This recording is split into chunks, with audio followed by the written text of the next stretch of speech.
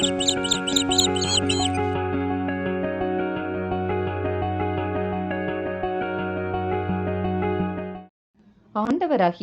இயேசு கிறிஸ்துவின் இனிய நாமத்தில் பனிமய மாதா ஜெபக்குழு சார்பாக உங்களை சந்திப்பதில் மிகுந்த மகிழ்ச்சி அடைகின்றேன்.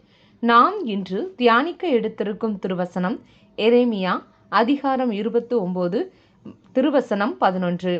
ஏனெனில் உங்களுக்காக நான் வகுத்திருக்கும் திட்டங்கள் எனக்கு தெரியுமன்றோ, அவை வளமான எதிர்காலத்தையும் நம்பிக்கையையும் உங்களுக்கு அளிப்பதற்கான நல்வாழ்வின் திட்டங்களே அன்றி கேடு விளைவிப்பதற்கான திட்டங்கள் அல்ல என்கிறார் ஆண்டவர்.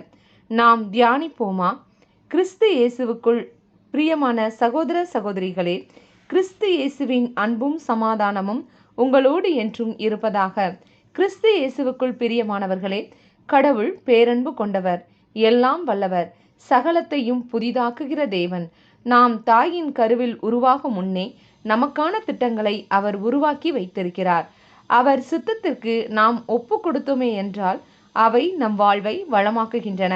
ஆனால் நம் சுயத்தின்படி இறைவனிடம் போராடி பெற்றுக்கொள்வோமே என்றால் அது நம் வாழ்வில் நிறைய அனுபவங்களை கற்றுத்தருகிறது. ஆம் பிரியமானவர்களே, இஸ்ரேல் மக்களும் தங்களுக்கு ஓர் அரசன் வேண்டும் என்று சாமுவேலிடம் முறையிட்ட போது கடவுள் அவர்களுடைய பிடிவாதத்தின்படி சவுல் அரசரை இஸ்ரேல் மக்களுக்கு அளித்தார். அவருடைய ஆட்சி காலத்தில் மக்கள் பல வேதனைகளையும் பல இன்னல்களையும் அடைந்தனர். ஆனால் கடவுள் தாம் முன்னமே திட்டமிட்டு அபிஷேகம் செய்த தாவீது அரசரை இஸ்ரேல் மக்களுக்கு அரசராய் நியமித்தார். தாவீது அரசரின் ஆட்சி இஸ்ரேல் மக்களுக்கு பொற்காலம் என்றே கூறலாம். ஆம், கடவுளுடைய திட்டம் அவர்களுடைய வாழ்க்கையில் நல்வாழ்வை உண்டாக்கியது. ஆம் அன்பிற்குரியவர்களே, நாம் எடுக்கும் பல தீர்மானங்கள் தோற்று போகலாம். ஆனால் நம்பிக்கையின் தேவன் நம்மை சீர்படுத்தி ஸ்திரப்படுத்துவார். துன்பம் விளைந்தது நமது நன்மைக்காகவே. அதனால் நாம் கடவுளின் நியமங்களை கற்றுக்கொண்டிருக்கிறோம். எனவே நம் வாழ்வை நம் தகப்பனாம் கடவுளின் சித்தத்திற்கு ஒப்பு கொடுப்போம்.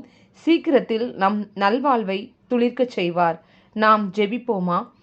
கிருபையும் இரக்கமும் நிறைந்த நல்ல தகப்பனே இறைவா, இந்த நாளுக்காக நன்றி செலுத்துகிறோம். நாங்கள் உம்முடைய கட்டளைகளை கைக்கொண்டு நடக்கவும் உமது உறவில் என்றும் நிலைத்திருக்கவும் உமது அருளை தருவீராக. எங்களுடைய சுயமே அல்லாமல் உமது சுத்தமே எங்கள் வாழ்வில் நிறைவேற உமது ஞானத்தால் போதித்து வழிநடத்துவீராக. இந்த எளிய ஜெபத்தை இயேசு கிறிஸ்துவின் அதி உன்னத நாமத்தில் ஒப்புக்கொடுத்து ஜெபிக்கிறோம் எங்கள் நல்ல பிதாவே, ஆமேன். இந்த நாள் விடுதலையின் நாளாக அமையட்டும். Praise the Lord.